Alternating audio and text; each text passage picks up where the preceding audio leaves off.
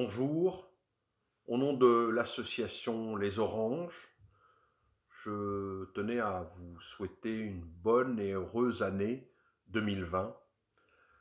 Alors, évidemment, j'ai une pensée particulière au niveau international, au peuple algérien, pour qu'il puisse avoir la prospérité, la démocratie, enfin, des revendications et notamment quelque chose qui me tient à cœur et qui était dans le projet socialiste à l'époque, c'est les services publics en Algérie et que l'État protège le citoyen et c'est quelque chose d'important pour cela. Donc j'espère que de la sérénité, j'espère beaucoup de choses, que le peuple algérien puisse se prendre en charge et en main et mener sa destinée et puis aussi sa sécurité, car on sait qu'au fond, il y a beaucoup de processus de déstabilisation et que c'est une terre convoitée.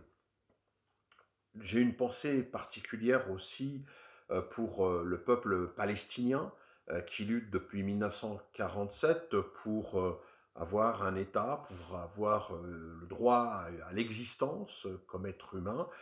Et malheureusement, c'est difficile. La résistance continue et je leur souhaite toute ma solidarité pour que les résolutions de l'ONU, pour que au niveau international, on puisse reconnaître aux Palestiniens le droit d'avoir un État.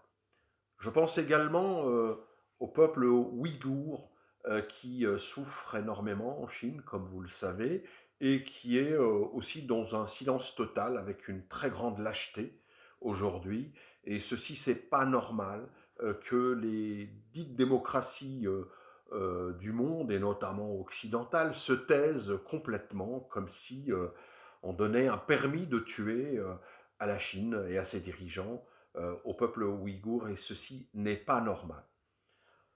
Je souhaite la paix dans le monde et je souhaite également une bonne année au mouvement des Gilets jaunes parce que pendant un an, ils ont résisté pour exister, ils ont résisté pour nous tous, au fond, pour le droit d'avoir une vie digne pendant un an. Ils ont subi la pire des violences, hein, être éborgnés, perdre des mains, etc. Et donc, je pense qu'ils ont encore à résister et nous résisterons avec eux. Ils ont toute ma solidarité également. Le mouvement social, bien évidemment, qui a démarré début décembre, est éminemment important parce que c'est le droit à la vie, le droit aux retraites, le droit aux acquis sociaux, comme on dit, mais aussi le droit au progrès social et qui a été fortement réprimé et qui continue aujourd'hui dans une légitime action et ça aussi c'est extrêmement important. Enfin, je tiens à dire que il va y avoir des échéances importantes bientôt, notamment au mois de mars pour les élections municipales.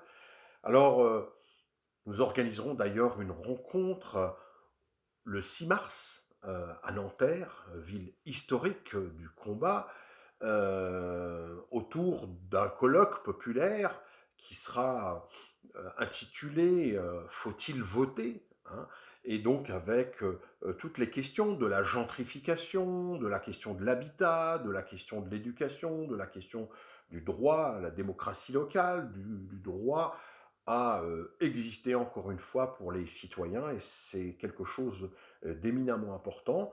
Et effectivement, avec mes amis du réseau Mémoire de combat politique, nous serons dans plusieurs villes de la région parisienne pour accompagner, aider tous les citoyens qui souhaitent conduire leur liste autonome et les aider à s'exprimer, parce que c'est important que les villes populaires, les quartiers populaires puissent s'exprimer dans ces élections, parce qu'on voit bien souvent, on reprend les mêmes et on recommence.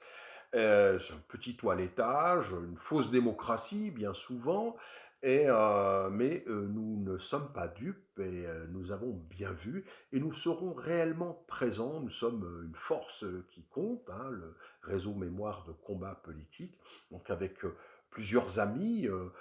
notamment Sabrina Boussekine et d'autres, nous serons véritablement présents pour cette nouvelle année avec une force importante. Exister, c'est résister. Et je finirai par cette fameuse phrase importante de Abdelmalek Sayad: exister, c'est exister politiquement.